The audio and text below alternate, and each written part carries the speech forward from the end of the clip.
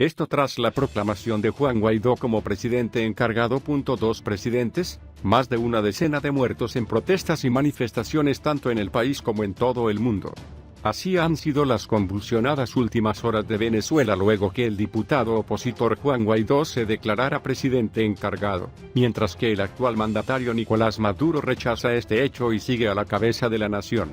Este hecho ha generado un amplio debate en la comunidad internacional, en donde los apoyos se dividen hacia uno y otro gobernante, por lo que es bueno apuntar cuáles son los países que siguen manteniendo su respaldo al actual jefe de Estado, o bien cuáles son los que reconocieron al nuevo presidente encargado.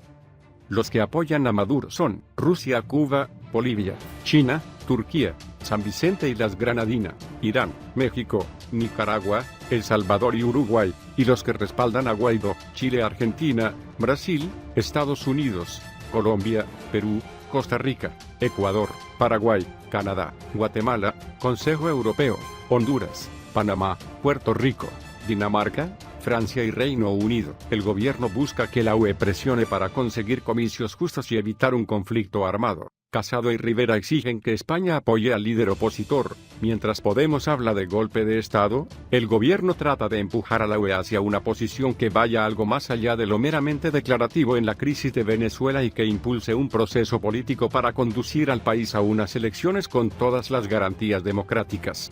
Entre quienes piden el reconocimiento inmediato de Juan Guaidó como nuevo presidente y quienes amenazan con un conflicto armado si se actúa contra el régimen de Nicolás Maduro, Pedro Sánchez hizo este jueves una filigrana diplomática.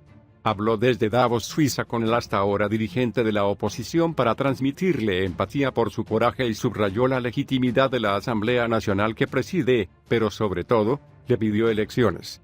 Según fuentes gubernamentales, Guaidó dejó ver que el horizonte político pasaría por unos comicios, pero no fue explícito sobre los pasos que prevé dar para llegar hasta la convocatoria a las urnas. Tras la conversación, mientras Sánchez paseaba por la nieve, el gobierno siguió sin reconocer oficialmente a Guaidó como presidente, pero no escondió su comprensión por la decisión que tomó este miércoles, cuando se proclamó en el cargo ante miles de venezolanos.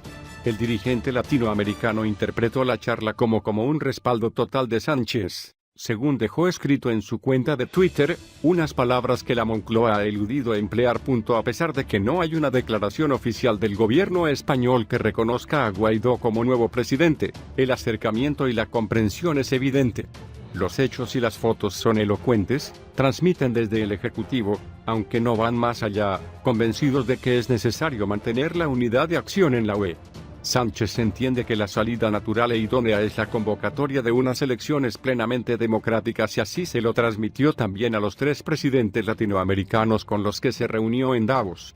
Habló con el jefe del gobierno en Colombia, Iván Duque, Ecuador, Lenín Moreno, y Costa Rica, Carlos Alvarado, 3 mandatarios que reconocieron la legitimidad de Guaidó y que explicaron al presidente español las razones de su apoyo. A nadie en el gobierno se le escapa el riesgo de un conflicto que se está estructurando en 2 bloques enfrentados y armados, el de Estados Unidos frente a Rusia. Quieren avanzar con prudencia pero exhortan, a la vez, a la UE a que acelere el paso. La lentitud de la UE, quizá el más claro fue el ministro de Exteriores, Josep Borrell, que afeó a los socios comunitarios la extraordinaria lentitud con la que vienen respondiendo a la situación en Venezuela, que ha desembocado en un momento que puede generar una desestabilización del país. Hay muertos, ha habido una acción violenta, no podemos estar como estábamos antes de ayer y tenemos que evitar que la cosa vaya a peor, y eso exige sin duda un proceso de intervención para garantizar la única salida posible que son unas elecciones, defendió. Convencido de que habrá que hablar también con el régimen de Maduro, exhortó a la UE a que se celebre un Consejo de Asuntos Exteriores cuanto antes. Desde la oposición, los líderes del PP y Ciudadanos, Pablo Casado y Alberto Rivera, exigieron a Sánchez un reconocimiento explícito de Guaidó para terminar con el régimen chavista y la crisis política y humanitaria. Podemos habla de golpe de Estado y pide a España que defienda la legalidad internacional. Las regiones de Defensa Integral Red y de Venezuela emitieron este jueves una serie de mensajes para expresar una a una su apoyo a Nicolás Maduro como presidente del país, rechazando así la autoproclamación del jefe de la Asamblea Nacional, Juan Guaidó, como presidente encargado. Según informa la cadena venezolana Telesur, de las 8 redes que hay en Venezuela, 7 han emitido mensajes en los que confirman su respaldo al gobierno presidido por Maduro. Ante las acciones de intento de golpe de Estado gestado por la derecha nacional, el máximo representante de la red occidental, Fabio Sabarce, rechazó la injerencia internacional en los asuntos venezolanos y ratificó su apoyo al jefe de Estado. Asimismo, el dirigente castrense de la región de los Andes, Manuel Bernal, expresó la lealtad y subordinación de las unidades operativas a su mando con el gobierno constitucional del país sudamericano. Para garantía de la República, la Fuerza Armada Nacional Bolivariana FAMB es una institución por conciencia de carácter democrático y por tanto leal a su comandante en jefe, expresó Bernal. Por su parte, el comandante de la Red y los Llanos, Víctor Palacios, también enfatizó el estricto apego a la Carta Magna y leyes de Venezuela, de los cuerpos militares bajo su mando. En tanto, desde el estado de Aragua, el jefe de la Red y Central, Domingo Hernández, reafirmó el espíritu de guerra de nuestro libertador Simón Bolívar con el que nos consagramos en la defensa de la patria. Los pronunciamientos de los comandantes de las regiones estratégicas de defensa integral fueron antecedidas por declaraciones del ministro de la cartera, Vladimir Padrino, quien aseguró que los componentes de la FAMB desconocen la autoproclamación del diputado de la Asamblea Nacional, Parlamento en desacato, Juan Guaidó, como mandatario de la nación.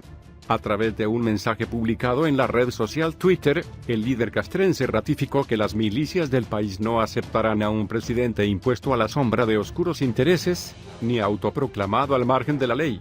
El desespero y la intolerancia atentan contra la paz de la nación, escribió Padrino, a lo que agregó que las FAMB defenderán la Constitución venezolana como garante de la soberanía nacional. Los llamamientos a la FAMB para que se desmarque del gobierno de Maduro se han sucedido desde el 10 de enero, cuando el líder chavista tomó posesión del cargo para un segundo mandato que ni la oposición ni buena parte de la comunidad internacional reconocen por considerar que es fruto de un proceso electoral no democrático. Julio Borges señaló que la declaración de la Fuerza Armada no es el reflejo de lo que ocurre dentro de la institución. El diputado a la Asamblea Nacional, Julio Borges, aseguró este jueves que la declaración de la Fuerza Armada respaldando a Maduro no es el reflejo de lo que ocurre dentro de la institución. Declaración de la FAMB reconociendo al usurpador no refleja lo que ocurre adentro. Ese pronunciamiento querían hacerlo ayer y no pudieron por descontento interno. 90% de los que están ahí lo hacen obligados y ya varios nos han contactado, destacó en su cuenta Twitter. Por otra parte, el coordinador nacional de Primero Justicia también recordó que el aparato de represión de Cuba es lo que está impidiendo la rebelión total de la Fuerza Armada.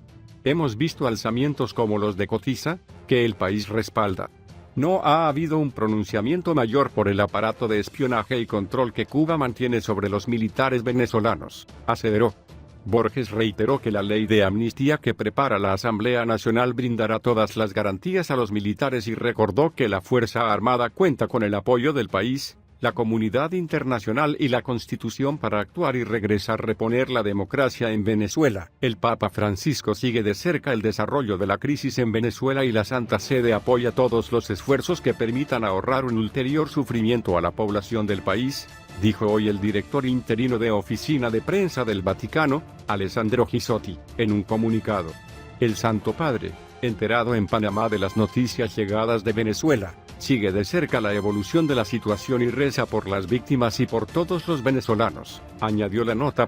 Ayer, en el mismo día en que el líder del Parlamento venezolano, el opositor Juan Guaidó, juró como presidente encargado en desafío a Nicolás Maduro, el Papa llegó a Panamá para encabezar la Jornada Mundial de la Juventud, que se extenderá hasta el domingo próximo. El Vaticano mantiene un delicado equilibrio en su posición hacia Venezuela.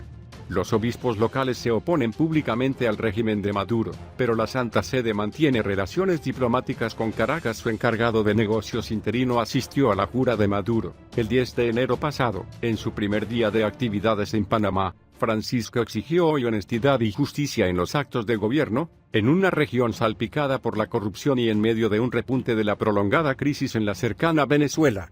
Tras realizar una visita de cortesía al presidente Juan Carlos Varela, el Papa se trasladó a la sede de la Cancillería, en el casco histórico de la capital, para reunirse con autoridades, diplomáticos y representantes de la sociedad civil.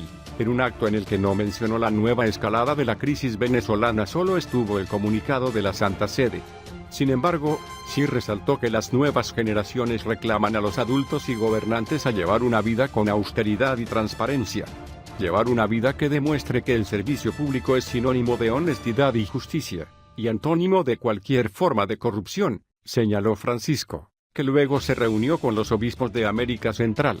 Más tarde tendrá su primer contacto con los miles de jóvenes peregrinos que asisten a la Jornada Mundial de la Juventud.